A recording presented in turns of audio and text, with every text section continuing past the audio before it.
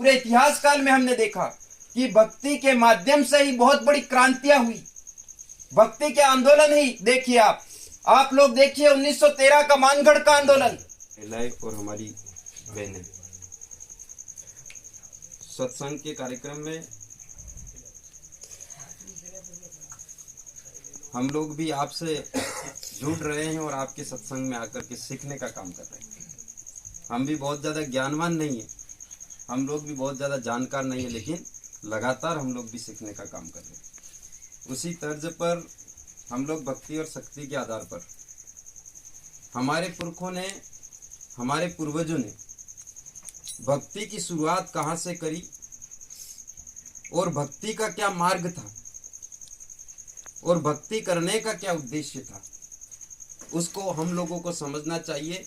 और उस आधार पर हमारे पुरखे, हमारे पूर्वजों ने जो भक्ति की शुरुआत करी थी, भक्ति की शुरुआत करने के बाद में हमारे जो भक्तगण कहीं चले गए, उन्होंने सोचा था कि सामाजिकता ठीक होना चाहिए, समाज में शुद्धिकरण होना चाहिए, समाज नशा विहीन होना चाहिए, शराब हमारे समाज में नहीं चलना चाहिए।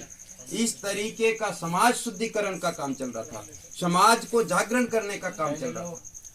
उसी तरीके से आज के समय में भी हम लोगों को, हमारे समाज को नशे से दूर रखने के लिए हम लोगों को इसी भक्ति के माध्यम से, यही भक्ति का हम लोगों को पुनः जिस तरीके से पुरखे पूर्वज चलाया करते थे, उसी तरीके से हम लोगों को भी ये भक्ति को बहुत मजबूत बनाने की जरूरत है। जैसा हम लोग जानते हैं, हम लोगों ने देखा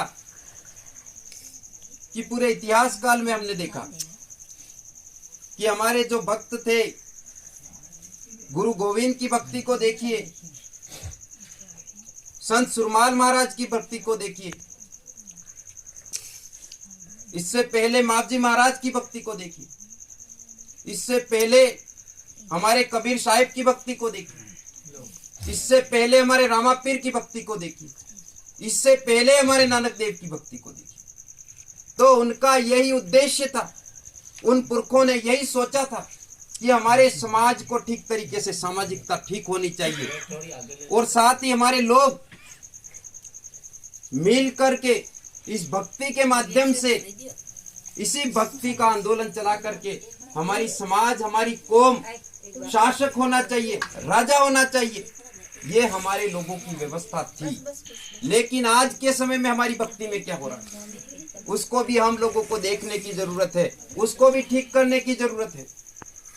तो हम लोग कहना चाहते हैं कि हमारे इस भक्ति में जो व्यवस्था बनती है, गुरु महाराज की व्यवस्था, कोटवाल की व्यवस्था, उनका क्या दायित्व होना चाहिए, किस तरीके से उनका शुद्धिकरण होना चाहिए, उस पर भी हम लोगों को काम करना चाहिए।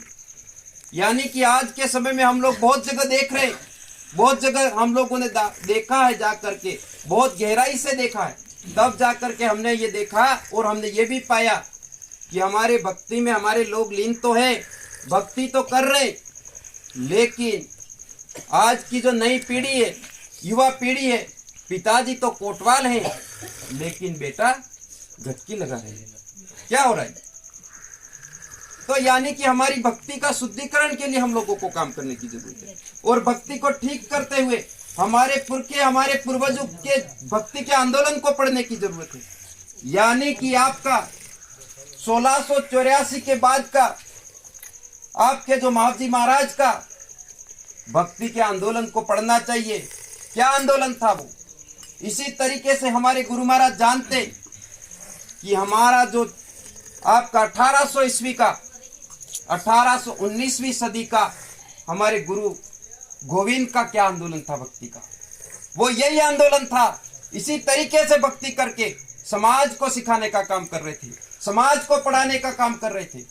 वो बता रहे थे कि पढ़ लिख करके हमारे समाज को ज्ञान देना चाहिए, हमारे समाज को शिक्षा देना चाहिए, हमारे समाज को मजबूत किया जाना। तो इसी तरीके से हम लोगों को पुनः हमारी भक्ति का शुद्धिकरण होना चाहिए और शुद्धिकरण करने के बाद में हम लोगों को मूल व्यवस्था के आधार पर काम करना चाहिए। एक दो सवाल भी मैं आपके बीच में भक्ति के रख के जाना चाहता हूँ, उसका जवाब मैं नहीं दूंगा, लेकिन आप लोगों को सोचना है।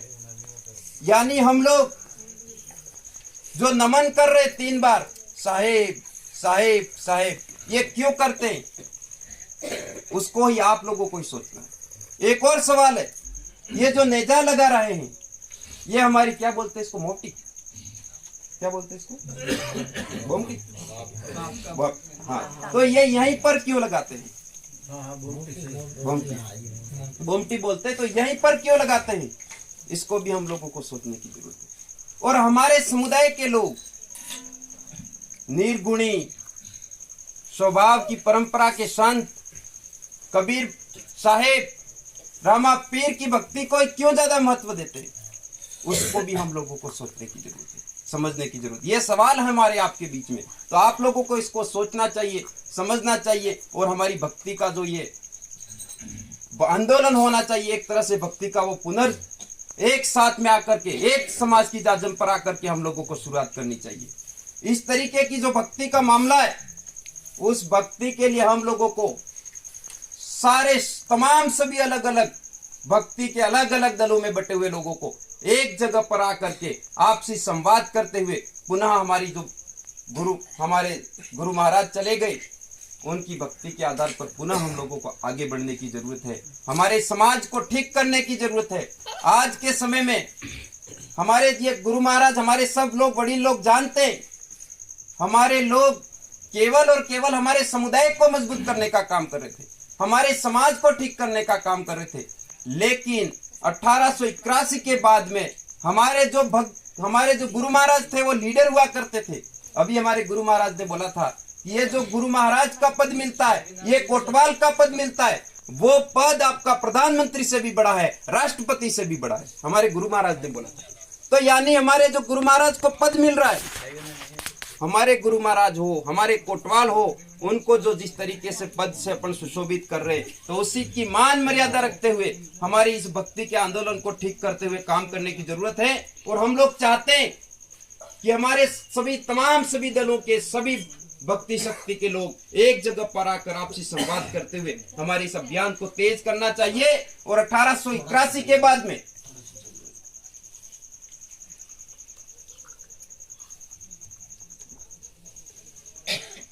यानी मैं बता रहा था 1881 के बाद में हमारी भक्ति में जो गुरु महाराज हुआ करते थे, वो लीडर हुआ करते थे, समाज को जागरण करने का, समाज को पढ़ाने का जो लीडर हुआ करते थे। लेकिन उसके बाद में हमारे लोग लीडर नहीं रहे, लीडर लेस हो गए। तो पुनः हम लोगों को लीडर तैयार करने की जरूरत है और भक्ति को ठीक करते हुए हमारे समाज समुदाय को बचाने के लिए हम लोगों को काम करना चाहिए। साथ ही हम लोग हमारे समाज की जितनी बुराइयां है, उन बुराइयों को इसी भक्ति के माध्यम से ठीक किया जा सकता है। पूरे इतिहास काल में हमने देखा कि भक्ति के माध्यम से ही बहुत बड़ी क्रांतियां हुई। भक्ति के आंदोलन ही देखिए, आप लोग देखिए 1913 का मानगढ़ का आंदोलन, गुरु गोविंद का आंदोलन चल रहा था। वो क्या आंदोलन था? वो यही आंदोलन था। इसी भक्ति के माध्यम से हमारे समाज को जागरण करने का काम किया जा रहा था, इसी भक्ति के माध्यम से हमारे समाज को पढ़ाने का काम चल रहा था। तो हम लोग कहना चाहते हैं कि हम लोगों की भक्ति के माध्यम से निरंतर तरीके से हमारे समाज को जागृत करने का काम करना चाहिए और समाज को नशे से दूर रखते हुए हमारे जो गुरु, हमारे जो कबीर साहिब जिनकी भक्ति कर रहे हैं, उन्होंने ही कहा था कि निर्गुण निराकार ईश्वर है जिसका कोई आकार नहीं है। उसी आधार पर हम लोगों को उन्होंने पाखंडवाद के खिलाफ बात कही थी, उन्होंने अंधविश्वास के खिलाफ बात कही थी। तो वही बात हमारे को फिर से ठीक करते हुए काम करने की जरूरत है। अंधविश्वास से दूर रहते हुए, पाखंडवाद से दूर रहते हुए हमारे जो गुरु जिस तरीके की शिक्षा देके गए, उसी बात को हम लोगों को जीवित रखने की जरूरत है। आज के समय में हमारे भक्ति के लोग, जो लोग अभी बाद में आए, यानी गुरु महाराज, हमारे गुरु गोविंद की भक्ति कब की थी, हमारे संत सुरमाल की भक्ति कब की थी, हमारे कबीर साहिब की भक्ति कब की थी, और अभी वनवासी कल्याण परिषद आ गया, उनकी शाखाओं के अंदर जो भक्ति चल रही है उसमें हम लोग जा रहे हैं। यानी वनवासी कल्याण परिषद पहले है, हमारी गुरु गोविंद की भक्ति पहले है, गुरु गोविंद की भक्ति पहले। तो इसी तरीके से हमारी अलग अलग तरीके से डिवाइडेशन हो रहा है, अलग अलग बट रहे। उससे हम लोगों को सावधान रहते हुए हमारी भक्ति के इस आंदोलन को बहुत अच्छा करने की जरूरत है। और जब हम लोग इसको अच्छा कर पाएंगे तभी हमारे समाज की सुरक्षा हो सकती है, समुदाय की सुरक्षा हो सकती है। यानी हम लोग कह सकते हैं कि सबसे पहले जो भक्ति की शुरुआत की है वो ही हमारे लोगों ने की है, और उसी आधार पर हमारी व्यवस्था को ठीक करने की जरूरत है। और भी भक्ति पर बहुत सारी बातें हैं जिसको हम लोग आपसे ही सीख रहे हैं, और आपसे ही सीख करके आपके बीच में ही रखते रहेंगे, और आप भी समय समय पर हम लोग लगातार संवाद करते रहेंगे, और इसी भक्ति के इसी आंदोलन में हम लोग भी अब पुरजोर तरीके से आपके साथ में होंगे, हर जगह पर रहेंगे। और ये आंदोलन बहुत तेज गति से चलना चाहिए। हमारे समाज को एकजुटता फिर से करनी होगी, क्योंकि हम ही लोग पूरी सृष्टि को बचा सकते हैं, पूरी मानवता को बचा सकते हैं। यानी हम लोग कहना चाहते हैं कि जब इस सृष्टि पर सबसे पहले आदि मानव बना था, आदि मानव बनने के बाद में उसके अंदर विवेक बुद्धि का जागरण हुआ, विवेक बुद्धि जागृत हुआ, दिमाग का जागरण हुआ, तो इंसान के अंदर स्वयं के अंदर भाव पैदा हुआ। स्वयं के अंदर भाव पैदा हुआ तो इंसान ने स्वयं के अंदर भाव पैदा हुआ, उसको ही लोग पढ़े लिखे स्वभाव बोलते हैं, यानी स्वभाव बोला जाता है। तो स्वयं के अंदर भाव पैदा होने के बाद में इंसान ने सोचा कि क्या काम किया जाना चाहिए, क्या खाना चाहिए, क्या पीना चाहिए, क्या रिवाज होना चाहिए, उसकी व्यवस्था बनाई। तो सबसे पहले स्वभाव बनता है, स्वभाव बनने के बाद में इंसान परंपरा बनाता है, परंपरा बनाने के बाद में हमारी संस्कृति संस्कार बनता है, संस्कृति संस्कार बनने के बाद में चरित्र का निर्माण होता है। तो इसी तरीके से हम लोगों को बारी बारी से सारी बातें हम लोग आपके बीच में रखते रहेंगे, आपसे ही सीखते रहेंगे, और आगे से भी इसी प्रकार से अच्छी लगातार भक्ति और हमारी सत्संग के कार्यक्रम होते रहे। इसी के माध्यम से हम लोग बहुत सारी चीजें आगे लगातार बढ़ाते रहेंगे। ये बात इस मौके पर कहना चाहता हूँ। आपने मुझे यहाँ पे बोलने का मौका दिया, इसलिए आपको बहुत बहुत धन्यवाद। जय जोहार, जय आदिवासी।